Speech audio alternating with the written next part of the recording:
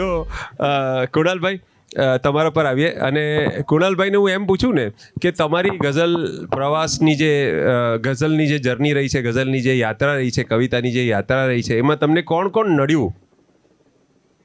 તો એ મરી જાય પણ જવાબ ના આપે.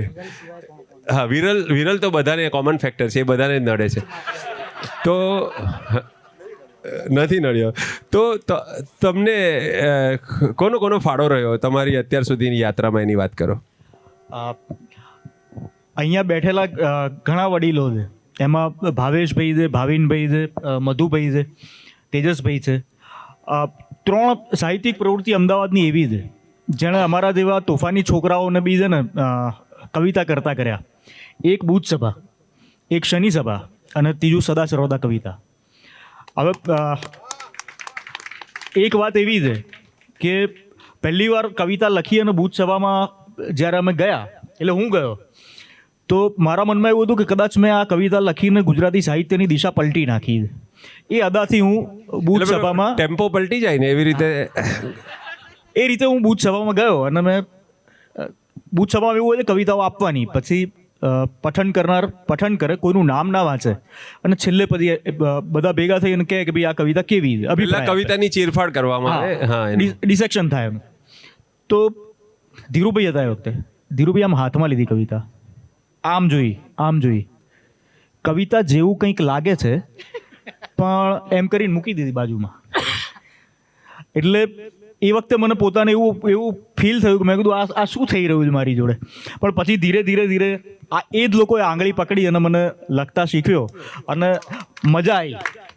ક્યાં વાત. તો અમદાવાદમાં બુધ સભા, શનિ સભા અને અત્યારે હર્ષભાઈ બ્રહ્મભટ્ટ જે ઉપક્રમ ચલાવી રહ્યા છે, સદા સર્વદા કવિતા, જો તમે એમાં ન જોડાતા હો તો આ એક રાવી પાઠકનો જે હોલ છે નદી કિનારે, એમાં દર મહિનાના પહેલા રવિવારે સાંજે 6 વાગ્યા કાર્યક્રમ થાય છે. અને વર્ષોથી લગભગ 75ની ઉપર કાર્યક્રમ આ સિરીઝમાં ભાવિન બરાબર છે થઈ ગયા. 87-88 કાર્યક્રમો થઈ ગયા અને એકલા હાથે હર્ષભાઈ પોતાના તાકાત પર આ કાર્યક્રમ ચલાવે છે. એક અકાદમી કે પરિષદ કરી શકે એવું કામ એક વ્યક્તિ કરી રહી છે સદા સર્વદાના નામે.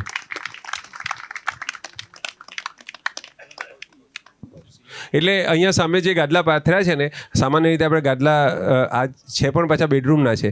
એટલે હા, તમને એવું લાગે કે આ જેને ગઝલની એક પ્રકૃતિ છે કે જેમાં તમને બહુ રસિક ના હો તો તમને ઊંઘ આવી જાય, તો આ એના માટે નથી, આ બેસવા માટે છે. એટલે પાછળ જે મિત્રો ઊભા છે બધાને વિનંતી કે આગળ આવો અને ગાદલા પર બેસો પ્લીઝ. તો આપણે ક્યાં હતા? હા, તો મધુભાઈ તરફ હું આવ્યો છું. માઇક આપો એમને, મધુભાઈને. મધુભાઈ રાજા માણસ, પણ અત્યાર સુધી શું છે, રજવાડું નહોતું એમની પાસે. પ્રેમ હતો પ્રજાનો પણ રજવાડું નહોતું. અને હમણાં જે રજવાડું નામના કાવ્ય સંગ્રહ સાથે ગુજરાતની સમક્ષ પ્રસ્તુત થયા છે.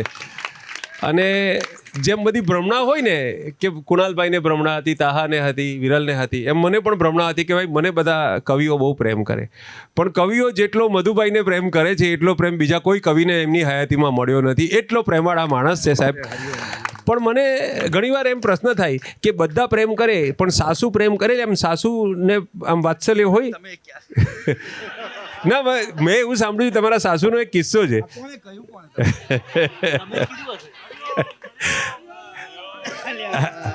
તો મધુભાઈની સાસુ પણ મધુર જ હશે, પણ આપણે જોઈએ શું નીકળે છે. મારા સાસુએ એકવાર સીધો સવાલ કરેલો મને, મધુકુમાર તમે રોજ કેટલી કવિતા લખો? હા, એટલે હવે ફ્લેશબેકમાં જઈએ. પ્રશ્ન હતો કે તમારે રોજ કેટલી કવિતા લખવી પડે? આ પ્રશ્ન પૂછવાનું કારણ બહુ વાજબી કારણ હતું.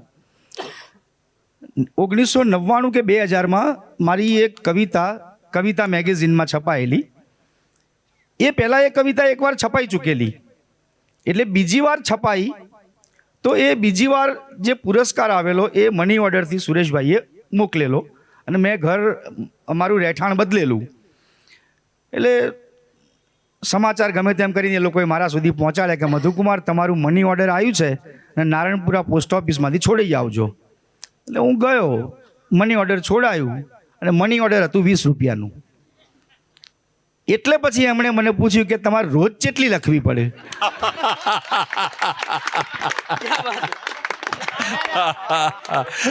એટલે કવિતામાંથી 2 પૈસા મળે આ ઘણાનો પ્રશ્ન હોય છે એમ. એટલે તમે આમ કવિતા કરો પણ આમ શું કરો, બધા એમ પૂછતા હોય. એટલે આપણે કહેવું પડે કે ભાઈ આમ પણ કવિતા કરું ને આમ પણ કવિતા કરું છું. તો ભવિનભાઈ, આમ લોકોને એવી છાપ હોય છે કે કવિ છે તો આમ નદીના કિનારે બેસે કે પર્વત પર જઈને બેસે અને આમ સૂર્ય અને વાદળોને જુએ ને ઉપરથી આમ કંઈ કવિતાની ધારા આવે અને કવિતા લખાતી હોય.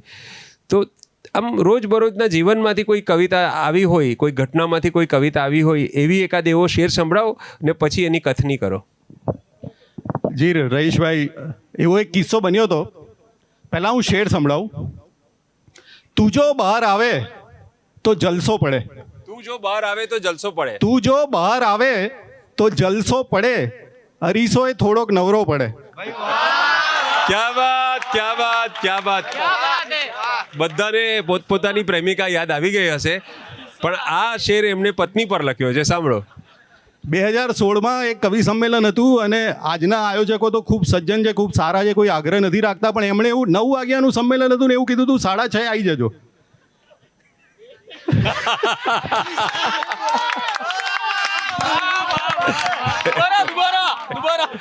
એટલે 6:30 બોલાવે એ સજ્જન નહીં.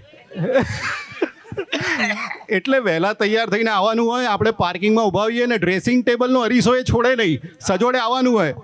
ત્યારે આ તાત્કાલિક સ્ફુરેલો શેર છે જે એ ટાઈમે બન્યો તો પછી આખી ગઝલ બી થઈ. આ મટલા બન્યો પછી તું જો બહાર આવે તો જલસો પડે, અરીસો એ થોડોક નવરો પડે. બસ આ એક વાત હતી રહીશભાઈ. ક્યાં વાત, ક્યાં વાત. એટલે આ પ્રેમિકા પર નહીં પણ પત્ની પર પણ શેર લખાતા હોય છે. હવે ભાઈ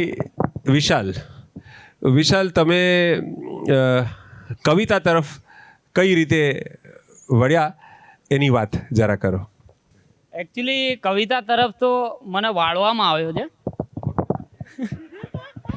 ના, એટલે તમારે છે ને આમ 2 ભાઈઓ વિરલ અને વિશાલ, બરાબર? તો પેલું એવું હતું કે આમ અમે ને ડોનમાં પણ એવું હોય ને કે ભાઈ એનો ડોનનો ભાઈ ડોન એમ. તો આ કવિનો ભાઈ કવિ, આ 2 સગા ભાઈઓ છે અને તમને જેટલા લાગે છે ને એટલા રૂષ્ટપુષ્ટ નથી.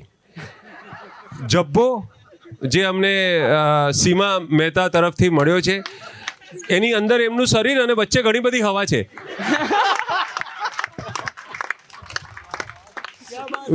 વિરલે તો એમ જ કીધેલું કે એક આપો, અમે એકમાં 2 ગોઠવાઈ જઈશું, પણ અમારે 2 ને છૂટા પાડવા હતા એટલે પછી 2 જબ્બા રાખ્યા. Thank you. તમારે જે કેવું હોય તે, તમારો કઈ રસપ્રદ કોઈ પણ વાત કરો. મારો એક શેર આ જેટલો ભોળો છે એટલો આ એક્સપર્ટ છે. હવે મારી હલો ઓકે. એટલે મારે ઈચ્છા આમ કવિતા કેમ કરવી, કે કંઈ પણ કેમ કરવું કે ના કરવું. અચ્છા, એટલે તો તમને સવાલ જ પૂછો, એના કરતાં તમે ગોળ ગોળ ફેરવો છો. તમારી ઈચ્છા શું છે એ કહી દો ને એના કરતાં. હા, ઈચ્છા શું છે? હા, એટલે એક શેરથી જ જવાબ આપું કે આજે સમય મળે તો સાંજે મરી જવું છે. આજે સમય મળે તો સાંજે મરી જવું છે, કારણ નથી છતાંય મારે મરી જવું છે. Thank you. આ બહુ એને મારે જવાબ પણ આપવો પડશે. આજે સમય મળે તો આજે મરી જવું છે. શું હતું આગળ? સાંજે મરી જવું. પછી રાત થઈ ગઈ હવે તો. એટલે એનો બી જવાબ છે મારી. હા, આપી દો. કે હિંમત જવાબ દે છે તેથી જીવંત હું છું. હિંમત જવાબ દે છે તેથી જીવંત હું છું. મન પ્રશ્ન રોજ પૂછે ક્યારે મરી જવું છે. आज फिर जीने की तमन्ना है, आज फिर मरने का इरादा है. તો શૈલેન્દ્રના જે શબ્દો હતા, તો મારે તને જવાબ આપવો છે કે આ ખાલી ખિસ્સાને ખંખેરતા ઘણું નીકળ્યું.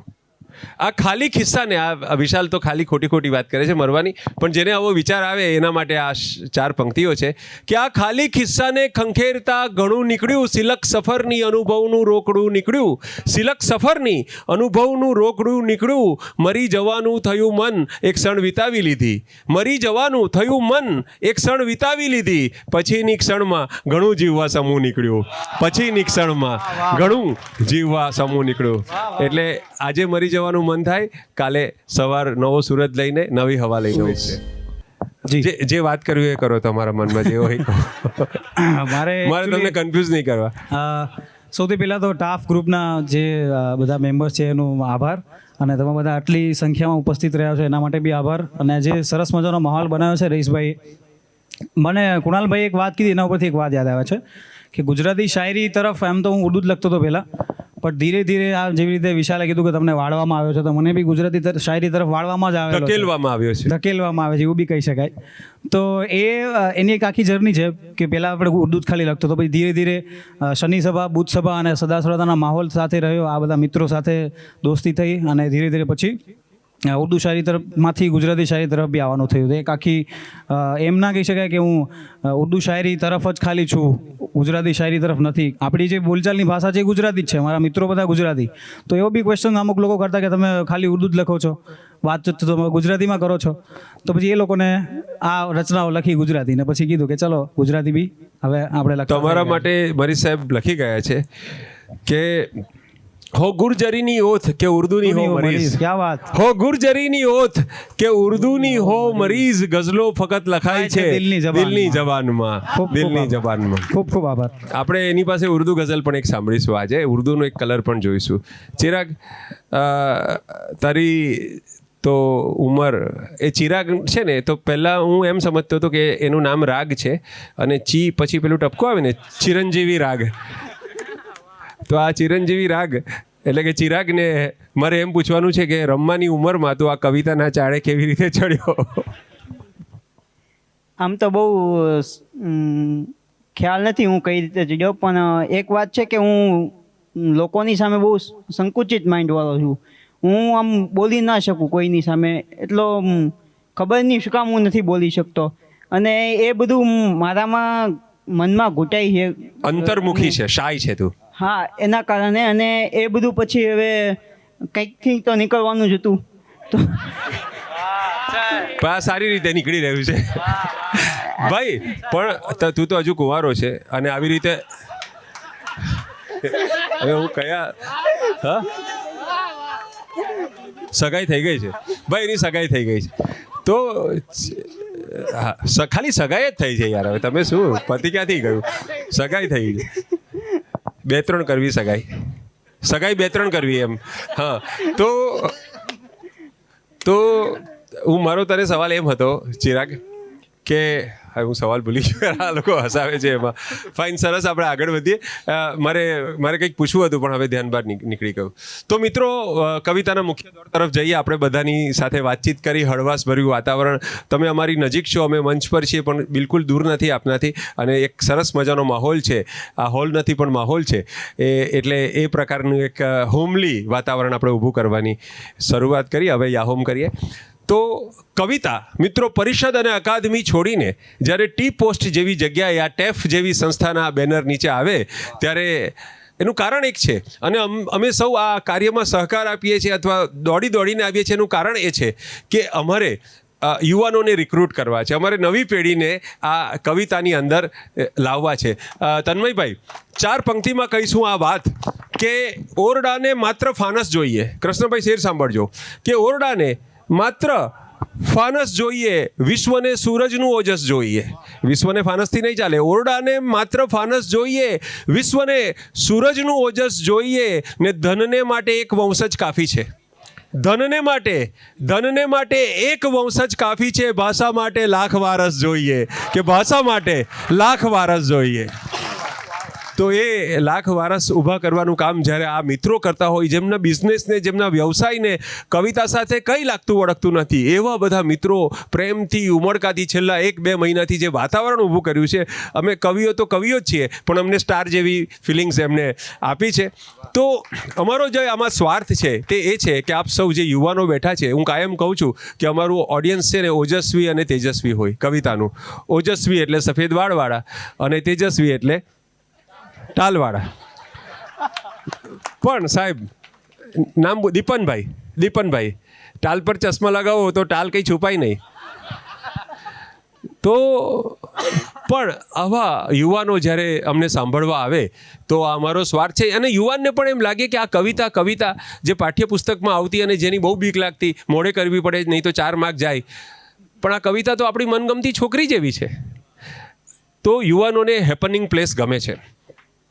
એમને જણાવી દઈએ કે અમારા જે મુશાયરા છે ને એમાં ઘણાનું ગોઠવાઈ જતું હોય છે. કવિઓનું ના ગોઠવાય, પણ શ્રોતાઓનું ઘણીવાર ગોઠવાઈ જતું હોય છે. ઘણીવાર કોઈનું બ્રેકઅપ થયું હોય અને એ દેવદાસ બનીને અહીંયા સાંભળવા આવે તો એને બેકઅપ પણ મળી જતું હોય છે મુશાયરામાં જ. એટલે બ્રેકઅપમાંથી બેકઅપ થતું હોય ને કવિતાના માત્ર 2 કપ, આમ ટી પોસ્ટમાં બેઠા છે એટલે હું એમ કહીશ કે કવિતાના માત્ર 2 કપમાં ઘણું થઈ શકે. તો એવું ના સમજતા કે પરણેલા માટે અમારી પાસે કવિતા નથી. અમારી પાસે આધ્યાત્મિક પ્રકારની કવિતાઓ છે જે પરણેલાઓને પણ કામ લાગે. જેનું વેડિંગ થઈ ગયું હોય, આની સગાઈ થઈ ગઈ છે, પણ જેનું વેડિંગ થઈ ગયું હોય પણ વેલ્ડિંગ થવાનું હજુ બાકી હોય, તો એવા યુવાનોને પણ કવિતાના સંગાથે મધુમય સમય અહીંયા પસાર કરી શકે છે. મિત્રો, આવી બધી જ શક્યતાઓ સાથે આજે ટી પોસ્ટ, મુકામ પોસ્ટ મુશાયરા બન્યું છે. સમીરભાઈ દાસાણી અને દર્શનભાઈ દાસાણીને ખાસ અભિનંદન આપું કે આ જગ્યા અમને આવી પ્રવૃત્તિઓ માટે અમદાવાદ શહેરને હંમેશા આપતા રહે છે. પહેલા કવિ તરફ જઈએ. કવિ સંમેલન કે મુશાયરાની શરૂઆતમાં પહેલા કલાકારની સ્થિતિ એ આદિમાનવ જેવી હોય છે.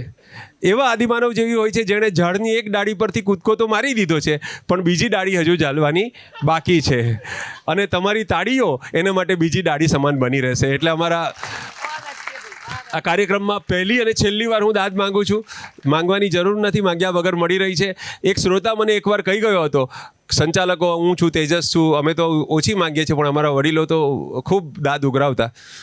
તો એને 4 પંક્તિમાં મૂકવાની મેં કોશિશ કરી છે. એ શ્રોતાએ જે મને કહ્યું એને કે શબ્દ જો ચંદન બને તો દાહ આપોઆપ નીકળે, કે શબ્દ જો ચંદન બને તો દાહ આપોઆપ નીકળે, ને ચરણમાં જોમ હો તો રાહ આપોઆપ નીકળે, ને ચરણમાં જોમ હો તો રાહ આપોઆપ નીકળે. ને દાદ ઉઘરાવ્યા કરો છો આપ શું દાદાગીરીથી, કે દાદ ઉઘરાવ્યા કરો છો આપ શું દાદાગીરીથી. અરે શેર સારો હોય ત્યારે વાહ આપોઆપ નીકળે, એ શેર સારો હોય ત્યારે વાહ આપોઆપ નીકળે. આજના પહેલા કવિ ચિરાગ ખોડીફાડ યુવાન કવિ છે, નવા છે પણ નવા સવા નથી, શ્રી સવા જેવા છે. મરીઝનો શેર, આ શેર એટલી બધી વાર હું બોલ્યો છું. ભાવિન જ્યારે આ ઉંમરનો હતો, ભાવિન નહીં પણ ભાવેશ, ત્યારે એને આ રીતે હું રજૂ કરતો. તો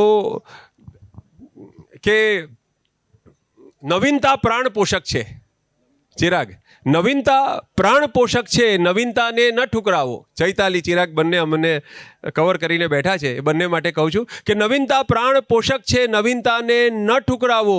કદી કુદરત તરફથી શ્વાસ પણ જૂના નથી મળતા, કદી કુદરત તરફથી શ્વાસ પણ જૂના નથી. તો નવા શ્વાસ, નવી હવા, નવી તાજગી સાથે ચિરાગ ખોડીફાડ. આભાર સાહેબ. શેર છે,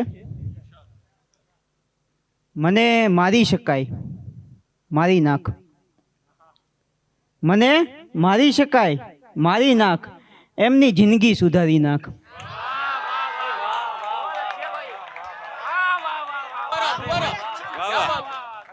મને મારી શકાય મારી નાખ, એમની જિંદગી સુધારી નાખ. અને એક શેર કે અવરોધ થઈને સામે સદા આવી જાય છે, અવરોધ થઈને સામે સદા આવી જાય છે, અવરોધ થઈને સામે સદા આવી જાય છે. અમને ગુનાહ પહેલા દયા આવી જાય છે. વાહ વાહ વાહ વાહ વાહ વાહ વાહ વાહ, बहुत अच्छे चिराग, क्या शेर है, શું સુંદર શેર છે. વાહ ભાઈ વાહ ભાઈ વાહ. આભાર. કે અવરોધ થઈને સામે સદા આવી જાય છે, અમને ગુનાહ પહેલા દયા આવી જાય છે. ગઝલ છે, સુંદર નવું મુકામ નિહાળી રહ્યો છું હું, સુંદર નવું મુકામ નિહાળી રહ્યો છું હું, વિસ્મયથી એક ધામ નિહાળી રહ્યો છું હું. ને જળવાય તીવ્રતા તો સફળતા મળી શકે. જળવાય તીવ્રતા તો સફળતા મળી શકે. જે પ્યાસથી આ જામ નિહાળી રહ્યો છું. જળવાય તીવ્રતા તો સફળતા મળી શકે. बहुत अच्छे. જે પ્યાસથી આ જામ નિહાળી રહ્યો છું હું. ને અવશેષ એવા શું હશે નિસ્તેજ આંખમાં? અવશેષ એવા શું હશે નિસ્તેજ આંખમાં? ઈચ્છાની દોડ ધામ નિહાળી રહ્યો છું હું. ને શેર છે કે એની છબી નિહાળું તો એવું પ્રતીત થાય. એની છબી નિહાળું તો એવું પ્રતીત થાય. દુનિયા અહીં તમામ નિહાળી રહ્યો છું. वाह वाह, क्या बात, क्या बात, क्या बात, बहुत अच्छे. એની છબી નિહાળું તો એવું પ્રતીત થાય. દુનિયા અહીં તમામ નિહાળી રહ્યો છું હું. ને વર્ષોની ભેગી ઊંઘ છે આ આંખમાં છતાં. વર્ષોની ભેગી ઊંઘ છે આ આંખમાં છતાં. છતને હજી શું કામ નિહાળી રહ્યો છું. बहुत अच्छे. वाह चिराग, वाह भाई वाह, वाह वाह, वाह वाह, क्या बात, वाह वाह वाह वाह. વર્ષોની ભેગી ઊંઘ છે આ આંખમાં છતાં. છતને હજી શું કામ નિહાળી રહ્યો છું હું. ને ગઝલ છે કે આ ખરેખર બધું આ લાગે છે, કિસ્મત તો નથી. આ ખરેખર બધું આ લાગે છે, કિસ્મત તો નથી. માત્ર અડવાથી ડરું છું યાર, નફરત તો નથી. ને પૂર્વ ઈશારા વગર પ્રસ્તાવ આવ્યો એમનો. પૂર્વ ઈશારા વગર આ પ્રાંક વાળું જે હાલે છે ને એ કે પૂર્વ ઈશારા વગર પ્રસ્તાવ આવ્યો એમનો. પૂર્ણ શ્રદ્ધાથી પૂછી લીધું, શરારત તો નથી. વાહ વાહ, વાહ વાહ, વાહ વાહ, વાહ વાહ.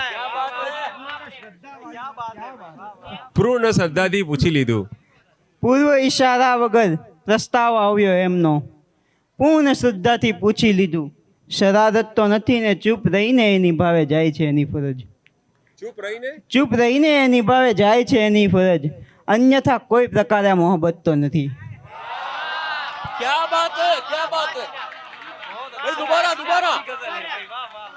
આભાર. કે ચૂપ રહીને એ નિભાવે જાય છે એની ફરજ.